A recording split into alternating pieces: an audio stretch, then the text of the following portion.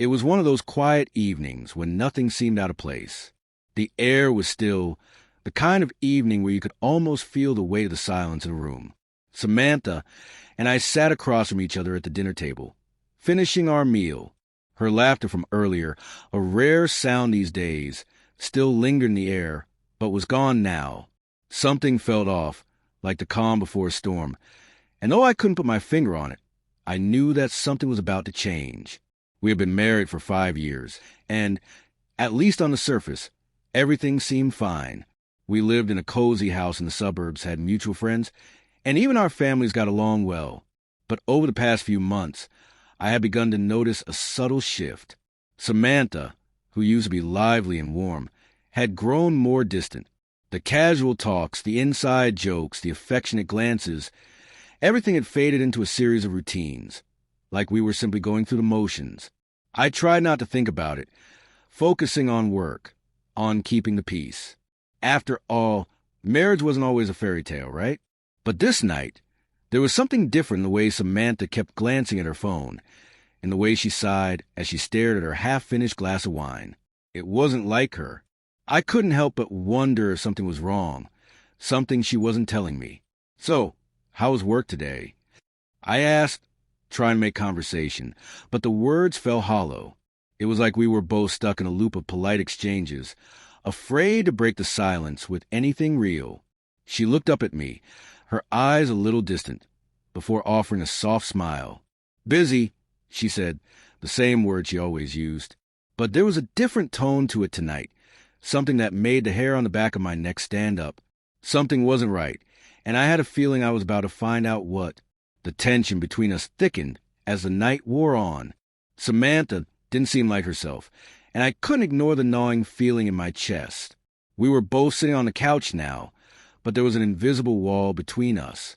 She kept glancing at her phone, tapping her fingers nervously, but I remained silent, unsure of how to break the ice.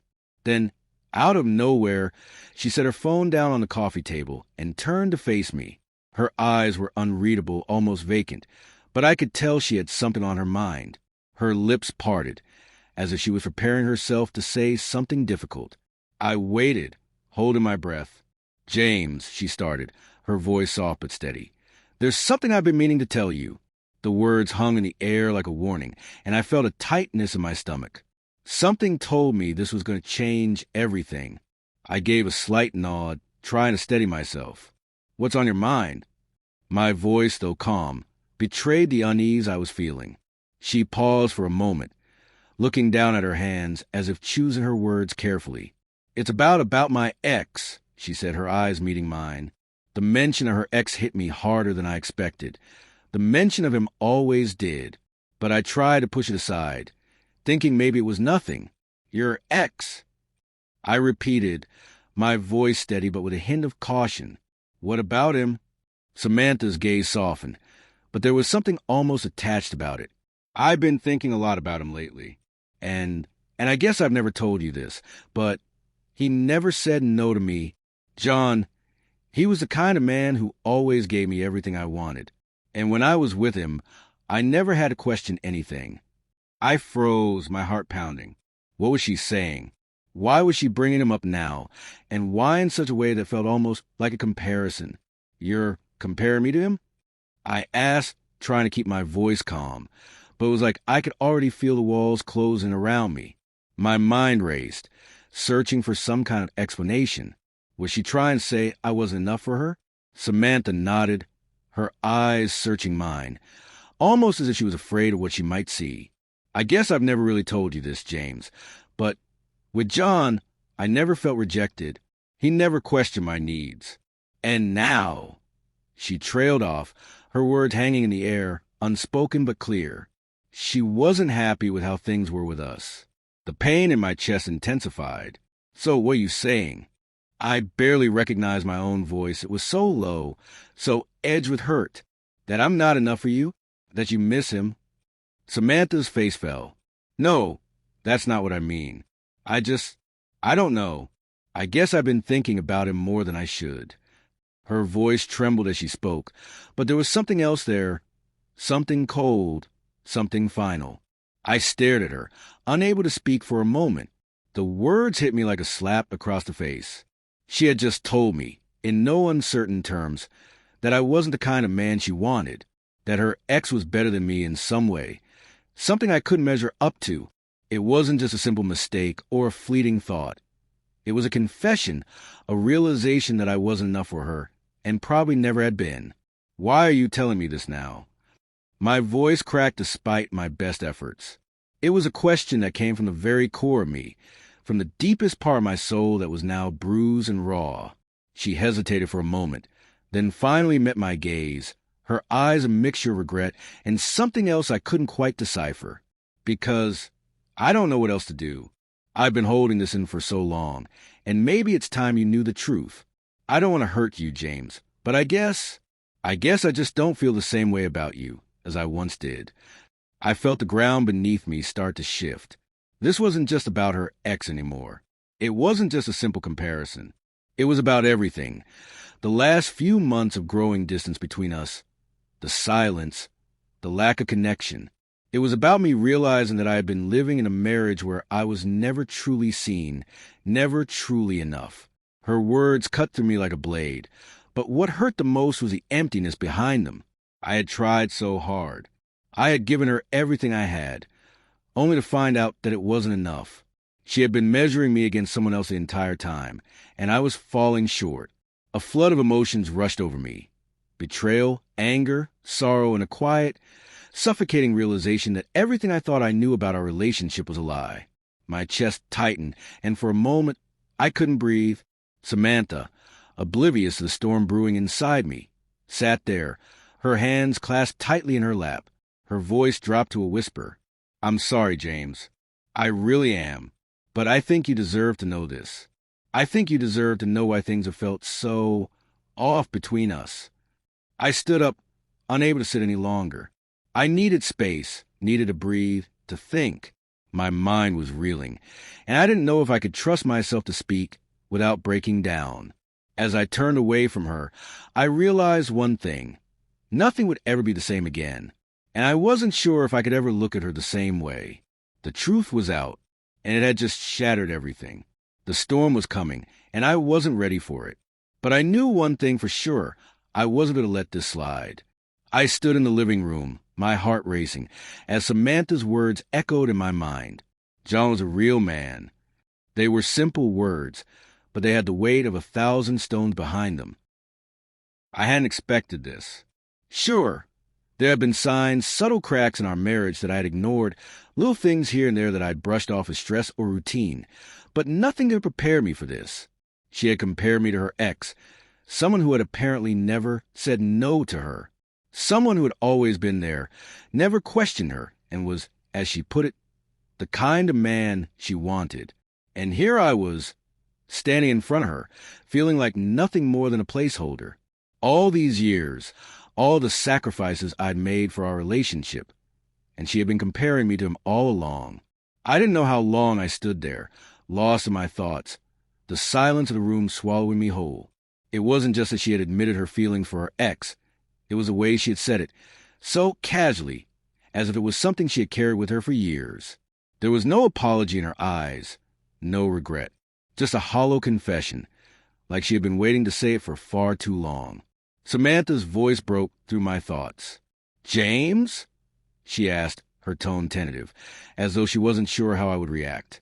I turned slowly, meeting her gaze for the first time since her confession. I saw the hesitation in her eyes. She was waiting for something, an explanation, maybe an acceptance of her words. But I wasn't sure I had any of that left in me. I had spent so long trying to be what she needed, trying to live up to whatever ideal she had set in her mind, only to find out I was never the man she wanted.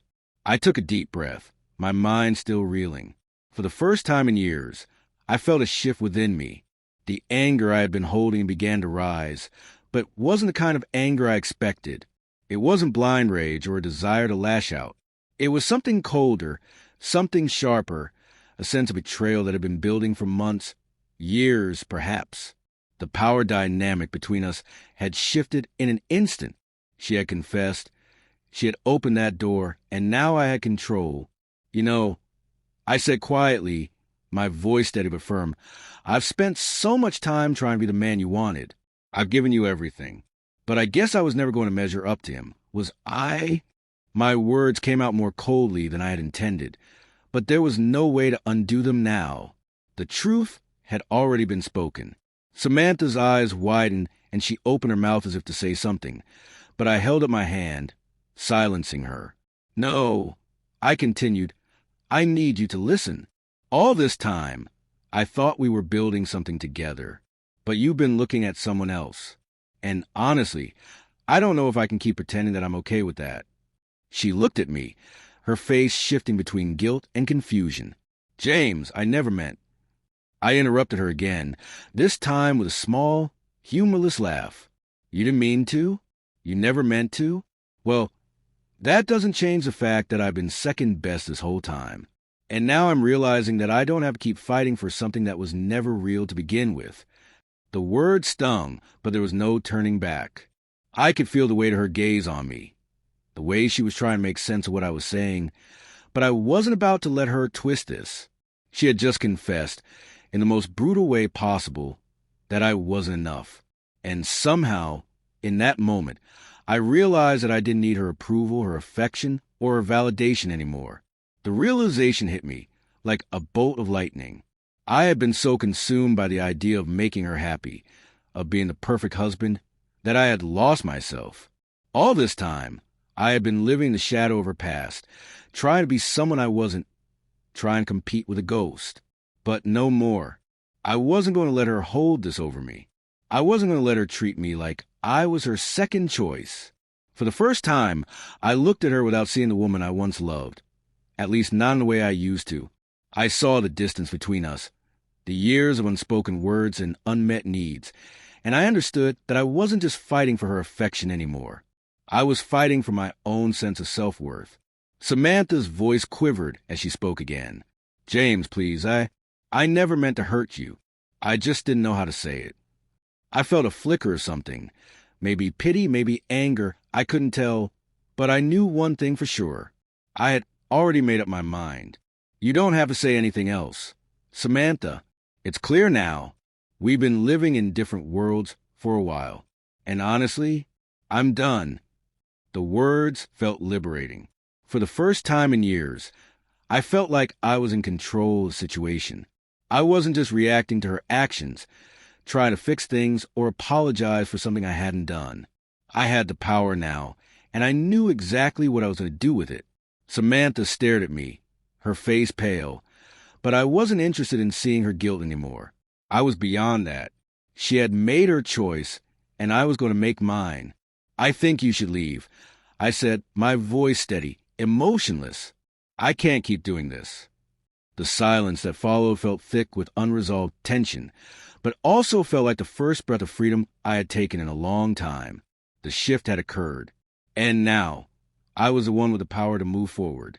The days that followed were a blur of anger and quiet resolve. I couldn't ignore what Samantha had said.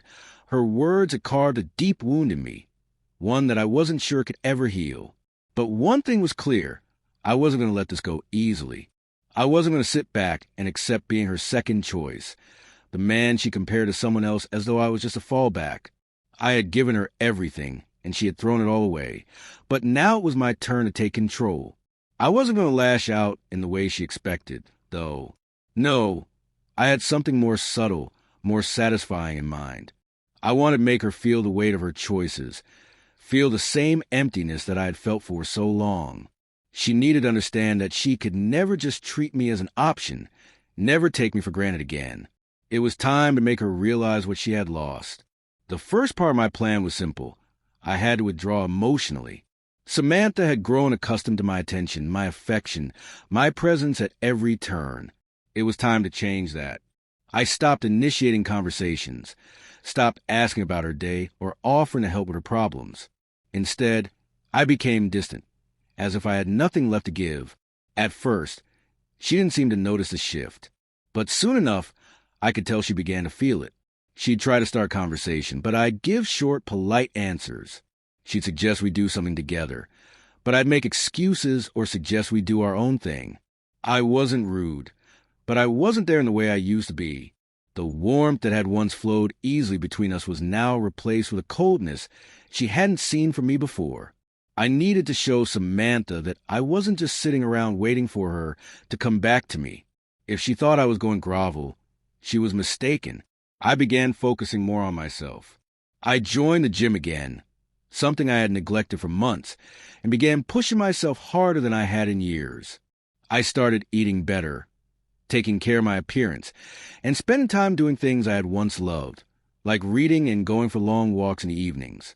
The physical changes were the most obvious. I could feel my confidence rising again as I watched the changes in my body, the strength returning, and the focus I hadn't had in a long time. I wasn't just doing this for revenge. I was doing it for me. But I knew it would have the added effect of showing Samantha that I was moving on with or without her. I wasn't a man who would sit idly by while she played with my feelings. I had a life, and I was starting to reclaim it. The next part of my plan was something I knew would hit Samantha hard, even though she would never admit it. I began casually flirting with other women. Nothing serious, nothing overt, but just enough to make her see that I wasn't bound to her. I'd chat with women at the gym, exchange a few light-hearted words with a colleague, and occasionally make small talk with a neighbor. The key was subtlety, nothing that would suggest infidelity, just enough to show that I had other options, that I wasn't desperate for her attention anymore. Samantha's reaction was exactly what I'd expected. At first, she didn't say anything, but I could feel her watching me more closely, noticing every interaction. One evening, as I was talking to a woman at the local coffee shop, I saw her standing across the room. Her eyes narrowed, her lips pressed together in a tight line. She didn't approach me, but I could feel the shift in the air. She was jealous, and I could tell it was eating at her. The final part of my plan was the hardest. I needed to make sure Samantha understood that this wasn't a temporary thing. This was real. I wasn't just upset or hurt. I was moving forward. And if she wanted to keep any part of this relationship, she would have to fight for it. But I wasn't going to make it easy for her. I started spending more time out of the house. I reconnected with old friends, started hanging out more with people I had neglected over the years, and took more trips alone. I made it clear that I was building a life outside of her, something I had been afraid to do for so long. If she wanted to see me, she would have to make an effort. She would have to realize what she was losing. Each night, as I came home late, I could feel the tension building between us. Samantha would ask where I had been, and I'd answer vaguely. Sometimes she'd seem irritated, even a little hurt, but I didn't let it faze me. I didn't owe her an explanation. One night, as I returned home, she was sitting on the couch, waiting for me. Her eyes were red-rimmed, and I could tell she had been crying. "James, we need to talk," she said, her voice trembling. I paused for a moment before answering. "We've talked enough. Samantha." She looked at me, desperation in her eyes. "Please, just listen to me." But I could see it now, the guilt, the regret. It wasn't enough. Not anymore. I didn't need to listen to her. I had already made up my mind. This wasn't about fixing things. It was about taking back my power, my life. The choice was hers now. If she wanted to salvage anything, it was time for her to prove it. And I wasn't going to wait around for that to happen. Not anymore. In the quiet that followed, I felt a strange sense of calm wash over me. The storm had already begun, and I was ready to face whatever came next. The silence between Samantha and me had stretched for days, thick and suffocating. She hadn't quite figured out what was happening, but she could feel the change, the coldness, the distance, the way I no longer seemed interested in engaging with her on any level. I wasn't the man who once anticipated her needs and clung to her every word. I was distant, detached, and she could feel it. I had been waiting for this moment, when she would finally confront me. And sure enough, it came on a Tuesday evening when I got home later than usual. The house was quiet, except for the soft hum of the refrigerator and the sound of Samantha pacing back and forth in the living room. I could tell she had been waiting for me. She stood when she saw me enter, her posture rigid. Her face was pale, her eyes dark with frustration. I hadn't seen her look like this in a long time, vulnerable and, for the first time, unsure of herself. "James, we need to talk," she said, her voice shaky. Her words were deliberate, but I could tell she was holding back something she wasn't ready to admit yet. I didn't move, didn't acknowledge her right away. I simply dropped my keys on the table and took a moment to look at her. I had prepared for this moment, but now, standing in front of her, I felt an odd mixture of calm and detachment. I wasn't angry anymore. I wasn't upset. I was simply indifferent. The power had shifted, and she knew it. About what? I asked, my voice quiet, flat. I was curious, but not in the way I used to be. It wasn't that I didn't care. It was that I no longer felt the need to chase her answers or appease her. Her eyes flickered with frustration, but she took a deep breath before continuing. What's going on with you, James? You've been distant for weeks now. I don't understand. You don't talk to me like you used to. You don't care like you used to. Her words were heavy with desperation. What happened to us? I crossed my arms, leaning against the doorframe. I had expected her to say something like this. She was looking for a reason, an excuse, something that would make her feel like she could blame this on me. But I wasn't giving her that satisfaction anymore. You're right, I said calmly, meeting her gaze. I don't care like I used to. But you don't seem to care either, do you? At least not in the way I needed. Her face softened, and I could see a flicker of guilt in her eyes. But it quickly disappeared as she took another step toward me. James, I'm sorry. I don't know how to explain what's been going on in my head. It's not that I don't care about you. It's just things haven't felt the same for a while. I raised an eyebrow. Is that it? The question hung in the air, sharp and pointed. I wasn't about to let her off easy. Things haven't felt the same? Samantha, you spent all this time comparing me to your ex. You told me he was a real man, that he was the one who never said no to you. Is that what this is about? Her eyes widened in shock. She hadn't expected me to bring it up so directly, but I had no time for subtlety anymore. I had spent enough time trying to piece together the puzzle of our broken marriage. She needed to face the consequences of what she had said. I never meant it like that, she stammered, looking away. I didn't mean to hurt you. John was a part of my past. It's complicated. No, I interrupted, my voice firm. It's not complicated. You were comparing me to him. You were telling me that I wasn't enough for you, that your ex was the man you wanted. And all this time, I've been living with that. I've been pretending like everything was fine when you've been measuring me against someone else this whole time. Her face flushed with guilt, and I could see the truth in her eyes. She wanted to apologize, to take back her words, but I wasn't interested in her apologies anymore. The damage was done. And while I could tell she felt bad, I also knew it wasn't enough. James, please, she whispered, her voice breaking. I didn't mean to. I shook my head. It doesn't matter what you meant, Samantha. What matters is that I've been living in the shadow of your past, trying to live up to a man who isn't even here anymore. I've spent years trying to be someone I'm not, trying to make you happy, but it was never enough. And now I'm done. I took a step back, looking at her one last time, feeling the finality of the moment settle over me. The time for explanations, for hoping things could go back to the way they were. It was over. I had spent so much energy trying to fix what was broken, but now I realized I had to let go. I think it's time for you to leave, I said, my voice steady.